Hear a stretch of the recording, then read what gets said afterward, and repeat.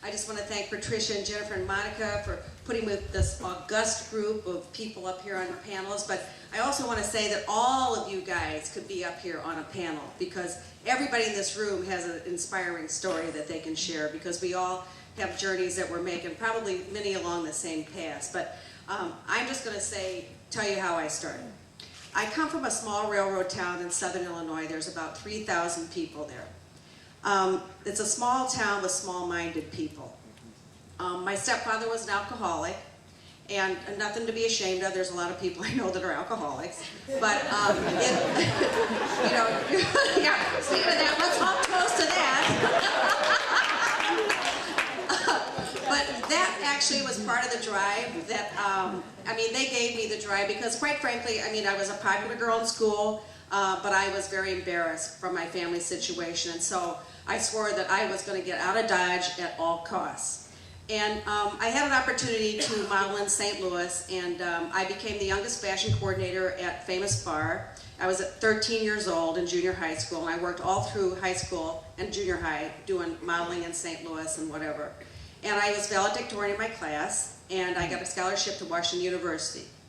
I was sick to death of school, sick to death. And a girlfriend of mine said, Candace, you know, they're auditioning in St. Louis for the Playboy Club there. You should go, you should try out. I thought, oh God, yes, let me do that. So I went, I got the job. I worked there for like a year and a half, and I did a pictorial, Best Bunnies pictorial. And I got a call from the mansion in Chicago, and they invited me to move up here from St. Louis. Now, small town, I know I was living in St. Louis, but I was still a very small town girl. So driving to Chicago along 55, it was like I was entering the Emerald City. I mean, I felt like Dorothy entering the land of Oz. And to pull up in front of the mansion and to have the butlers greet you by name and say, Hefner will be having a reception in the grand ballroom, and it was surreal, quite frankly. And then to have the Rolling Stones there for parties, and I was too young to appreciate it. I don't remember hardly any of those times. Everybody said, oh God, Candace, you could write a book. No, I can't, I don't remember shit. So, that was good news, bad news. Some things you want to forget, others you don't. But so Playboy was very good to me. A lot of you know the history, my history with Playboy. I went through the ranks. I was Playboy Bunny of the Year. I was first runner-up in the international contest. I was December 1979 centerfold. I've done 8 covers for Playboy, 6 foreign, 2 American, and they've been really, really, really good to me. And so they were so good to me that their art directors suggested that instead of being a bunny into perpetuity, that perhaps I might want to take up modeling as a full-time job. They actually even did my comp, they took my photos, and so I went out into Chicago, and I was very well received, and I started modeling in Chicago. And I was with an agency here that suggested I go to New York because it's bigger at the time than Chicago was. And so I went to New York, and I will never forget this. I went to Ford first. I saw Eileen Ford. And she said, Candace, you're a very pretty girl, but you know, the length from your ankles to your knees is too short.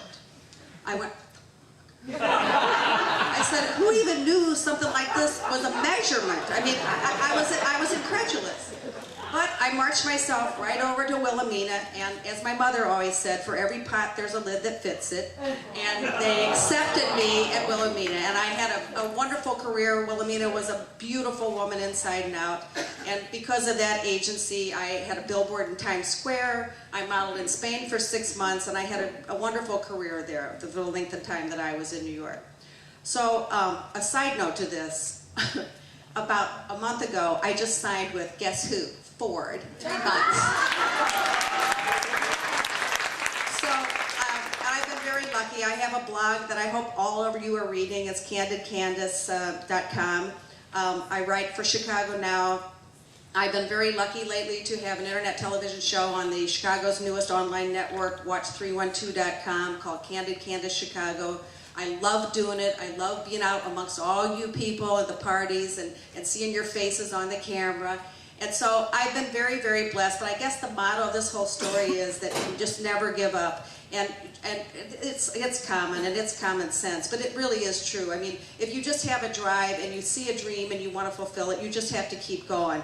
And when somebody else said that, you know, when you see something that you're afraid to do, believe me, somebody else is doing it. So don't ever miss an opportunity. And I'm so thrilled to be here. So I want to thank Monika and Patrycja and Jennifer, and let's cheer everybody in the room for their journey to success.